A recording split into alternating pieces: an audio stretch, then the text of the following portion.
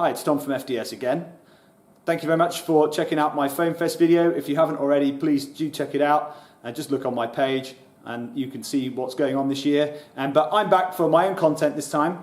Obviously I'm still in the same clothes I was in the last video. I haven't been time traveling, I'm just lazy and I filmed it all at once. We're right back up in the shop. I thought I'd give you guys a quick overview of what's happening with my channel and an update, and also I would show you a new project that I've got underway, which is underneath the covers here. It's dusty up in my shop. I keep stuff covered when I'm not working on it. And behind me you can see my son's van, which we kind of got stalled on because the weather's been too cold to paint, so we're delving into the mechanical stuff on that, and I probably won't show you too much of that, but we'll see where we are. So there's going to be a quick shop update. Obviously Nerf wise, I've still been doing some painting. I've done a couple of little jobs for people. I've got some stuff in. I've got obviously had my links still. We haven't really been able to do very much nerfing because just when we were ready to go again and people were thinking about coming out of hibernation, obviously we had a second lockdown and then we had a third lockdown, yada yada yada. So it's been hard to motivate myself to build stuff when I can't actually go and play, and games have been a complete no-no this year. We've had maybe two in the gaps, so it's been really hard. Certainly in my local area there's been no games at all. So I haven't been able to play much, which has kind of hurt my Nerf motivation, but I have spent a lot of time up in the shop. What I'll do in a minute is I'll take you guys off. When we've had a look at the new project, I'll take you guys off the tripod. And yeah, I've been doing a load of tidying and remodeling, and I've done some streaming from here. I've produced some live content for work from here. We've done a whole load of stuff. So I thought that as I'm going to be stuck, unable to go anywhere for the next 3 months, that I really ought to have something to do. I had some plans for this winter period, but those plans were sadly upset by rust. So with that in mind, I decided to go and have a look for a replacement project car, and this is what I bought.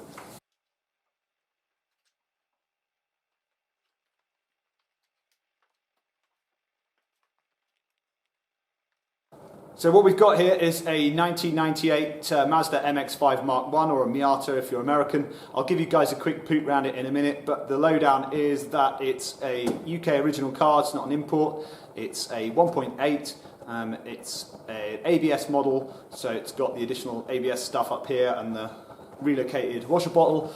It's a last year of NA production. I got it from a guy I know who deals in MX-5s. It used to be a local car to me. It's been in this area of the country most of its life. It came with a whole pile of history. It's been used for road rallying at one point in its life, and it's had some interesting modifications done here and there. It's also a 6-speed car, and it has a Torsen LSD. So those were things that I was looking at in the new car. It also has a factory hardtop, which is quite handy if you want to drive in the rain or if you do any long distance stuff. Now, I got into these because they're cheap. I bought one last year, really cheap at the beginning of the pandemic, and used it to get around for my work. It's great fun in the summer, and they're ridiculously good fun to drive, and our local roads are perfect for these. You can't lay down a lot of power on our local roads. They're tight, they're short, straights, they're very twisty, so these cars are really great on those. So I'll take you off the tripod, I'll give you a quick walk around it, and you can see what I've got in store for my winter project. Right, we'll start with the engine. It's a 1.8 non-VVT, probably the original engine that came through from the factory. It's got a max speeding rods turbo, which is just a cheap Wuhan whirly boy, and then it's got a G19 Mark I cast manifold, which is slightly better than the log manifolds that you get for cheap, and it's all right, it'll do the job. It's been run with this turbo on. As you can see, it has a straight through outlet. It had no hood on it when I got it, and it's been run with the turbo on. It also came with a wideband O2 sensor and gauge. It also had most of the cross pipe work.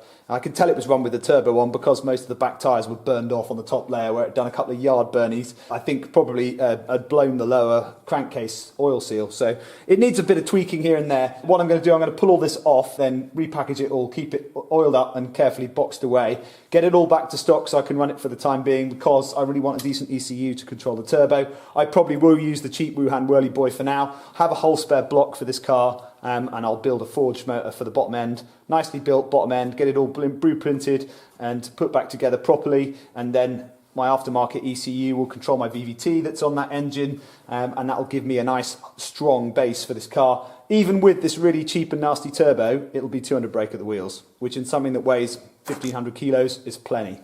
Inside, it's got most of the original factory interior still in it. It's got the original factory seats. I got a reasonable quality aftermarket steering wheel, not a cheap Chinese junk stick one.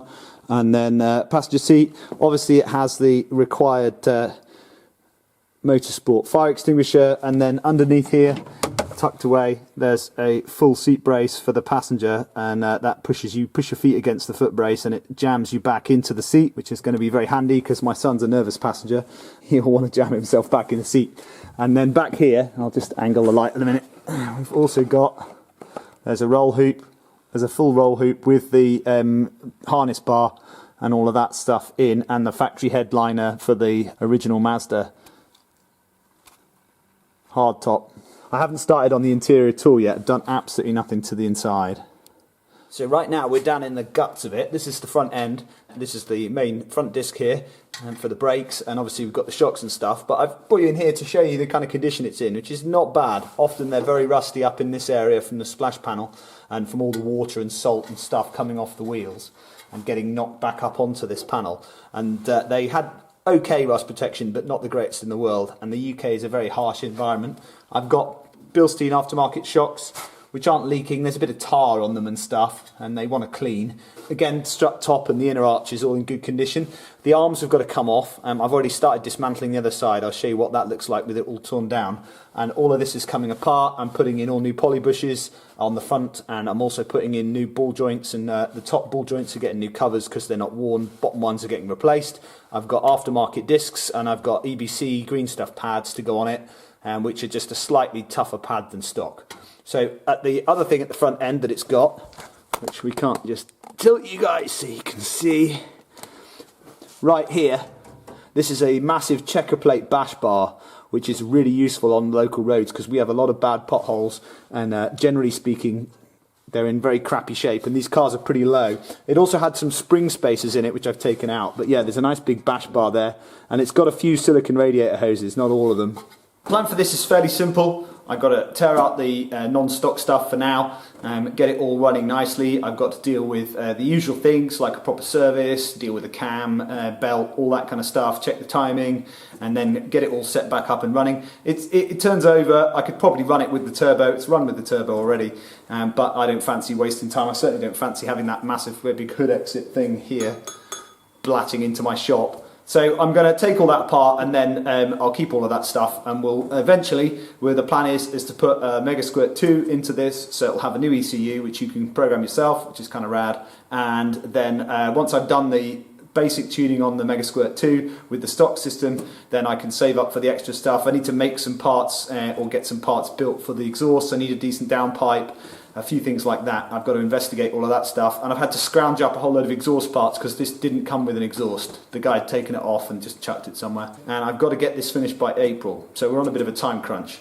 And I want to get all the bushes done in the front suspension, all the bushes done in the back suspension, get it all cleaned and painted underneath. I want to wrap to the bottom of it so that it's really tidy, and hopefully we'll be able to do that inside of 2 months.